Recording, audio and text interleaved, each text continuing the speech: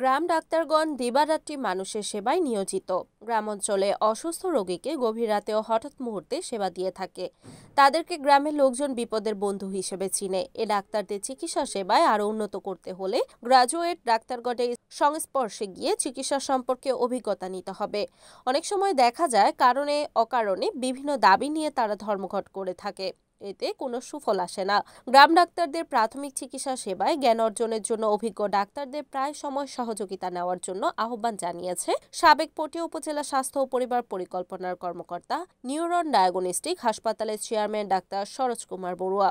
29 বৃহস্পতিবার পটিয়ায় একটি কমিউনিটি সেন্টারে আয়োজিত বাংলাদেশ গ্রাম ডাক্তার কল্যাণ সমিতির পটিয়া উপজেলা শাখার দ্বিবার্ষিক সম্মেলনে প্রধান অতিথির বক্তব্যে ডাক্তার সরোজ কুমার বড়ুয়া উপরোক্ত কথাগুলো বলেন। সম্মেলনের প্রস্তুতি কমিটি আহ্বায়ক নাসির উদ্দিন চৌধুরীর সভাপতিত্বে সম্মেলনের উদ্বোধক ছিলেন চট্টগ্রাম জেলার সভাপতি গ্রাম doctor Mahmudul Hasan.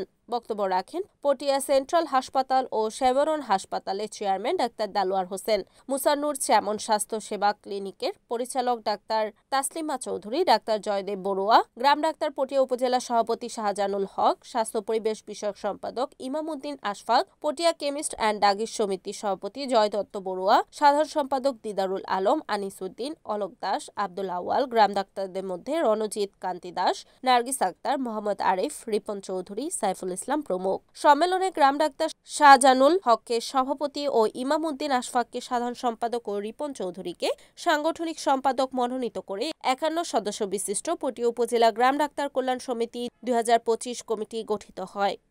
Report Selim Chowdhury, NAN TV, Chittagong.